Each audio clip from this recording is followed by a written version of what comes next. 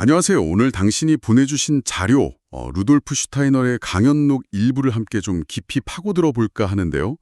신화, 상징, 그리고 그 안에 숨겨진 깊은 의미에 대한 내용입니다. 혹시 오래된 신화나 전설이 단순한 이야기가 아니라 영적인 세계를 실제 엿본 기록일 수도 있다. 뭐 이런 생각 해보셨나요? 오늘 저희는 당신이 공유해 주신 이 자료들을 통해서 바로 그 흥미로운 관점을 탐구해 보려고 합니다. 네. 이 자료들의 핵심 주장은 사실 상당히 파격적이죠. 신화나 상징이 그냥 공상이나 철학적인 생각이 아니라요. 슈타이너가 말하는 아스트랄계 있잖아요. 그러니까 감정이나 생명력이 존재하는 비물질적인 영역 같은 건데 거기랑 이 영적 세계에서 실제로 관찰된 사실들의 표현이다. 이런 주장이에요. 고대인들이 지금은 좀 희미해진 영적 시각, 일종의 천리안 같은 걸로 봤던 걸 이야기나 상징으로 남겼다는 거죠. 와, 정말 관점을 확 뒤집는 이야기네요. 예를 들면 이 강연록에 따르면 북유럽 신화의 거인 이밀을요. 그게 그냥 거대한 존재가 아니라 사고하는 인간 그 자체를 뜻하고 암소 아우둔블라는 심장, 뭐 이런 건가요? 네, 맞아요. 우리 몸에 이제 새로운 자양분을 공급하는 심장 같은 내적 요소를 상징한다고 설명해요. 그러니까 신화가 마치 인간 의식이나 신체 발달 과정을 보여주는 뭐랄까 일종의 상징 기록물 같다는 거죠. 상징 기록물. 네, 단순히 그냥 비유적인 해석이 아니라 슈타이너는 이걸 영적 관찰의 결과로 제시한다는 게 중요해요. 더 나아가서 페르시아 신화의 아우라 마스다, 그건 태양에서 오는 거대한 지혜의 빛, 그러니까 위대한 아우라로 묘사되는데요. 이게 인간의 개별적인 영혼, 그리고 자아의식, 슈타이너가 이히, 즉 나라고 부른 그 핵심적인 자아 형성에 직접 기여했다고 봐요. 이치에라는 개념이요. 음. 그럼 우리가 흔히 아는 수아스티카 그 만자 문양 같은 상징도 단순한 문양이 아니라는 건가요? 슈타이너 설명에 따르면 그렇습니다. 그 상징은 인간이 어떤 내적인 수행을 통해서 발달시킬 수 있는 아스트랄 감각기관, 소위 연꽃이라고 부르기도 하는데요. 연꽃이요? 네, 그 영적 지각센터의 회전 운동을 실제로 묘사한 거라고 주장을 해요. 단순한 장식이 아니라 영적 발달 과정에서 일어나는 실제 현상의 표현이다. 이런 거죠. 이 부분을 읽으시면서 아마 당신도 궁금해하셨을 텐데 그럼 이집트 신화에 나오는 동물 머리를 한 신들이나 그 날개 달린 케루빈 같은 존재들 있잖아요. 이런 건 어떻게 설명될까요? 이건 좀 상상 같기도 한데. 네, 그것도 슈타이너는 상상 속 산물이 아니라고 봅니다. 그게 실제로 아스트랄계, 그러니까 우리가 보통 감각하지 못하는 그 생명과 감정의 영역에서 만날 수 있는 다양한 영적 존재들을 묘사한 거라고 해요. 아, 정말요? 네, 마치 다른 차원의 존재들을 스케치해 놓은 것처럼요.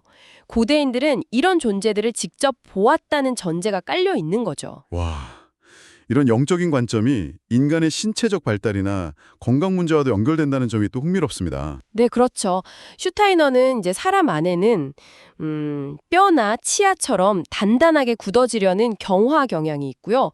또 반대로 조직의 유연성을 유지하려는 연화 경향이 끊임없이 상호작용한다고 설명하거든요.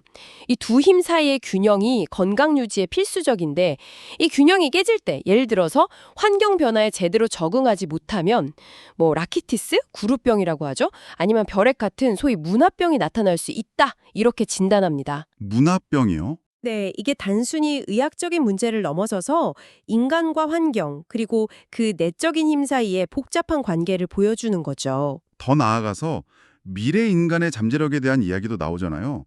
인간이 자신의 피나 골수 같은 생명력을 의식적으로 통제하고 뭐랄까 해골로 상징되는 죽음의 원리 자체를 극복할 수 있다.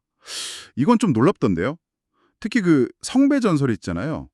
그걸 미래에 변형될 인간의 후두, 그러니까 새로운 방식의 영적 생식기관을 상징한다고 해석하는 부분은 정말 독특했어요. 그렇죠. 성배 이야기가 그냥 신화가 아니라 인류 진화의 다음 단계를 암시하는 상징으로 읽히는 겁니다. 그리고 이런 깊은 지식과 영적임을 다루는 방식에 대한 윤리적인 고찰로 또 이어지죠. 슈타이너는 백마법과 흑마법을 구분하는데 이게 무슨 주문이나 의식의 문제가 아니고요. 근본적인 의도의 차이라고 강조해요. 그러니까 우주 전체의 진화 계획, 뭐 이런 거랑 조화를 이루면서 영적 지식을 책임감 있게 사용하는 게 백마법이고, 네, 바로 그거죠. 반대로 개인적인 욕망이나 특정 집단, 가족이라든지 민족 같은 집단의 이익만을 위해서 영적인 힘을 사용하거나 혹은 아직 준비되지 않은 사람들한테 비밀스러운 지식을 막 무분별하게 누설하는 행위, 그게 바로 흑마법의 시작이다. 이렇게 경고합니다. 아하, 지식 그 자체보다 그것을 사용하는 의식 수준이나 방향성이 훨씬 중요하다는 거죠. 무분별하게 개입하거나 준비되지 않은 상태에서 영적 능력이 발현되면 개인과 공동체 모두에게 해로울 수 있다. 이 점을 분명히 하고요. 오늘 당신이 보내주신 슈타이너의 강연록을 통해 본 것처럼 고대의 신화와 상징은 단순한 옛날 이야기가 아닐 수도 있습니다.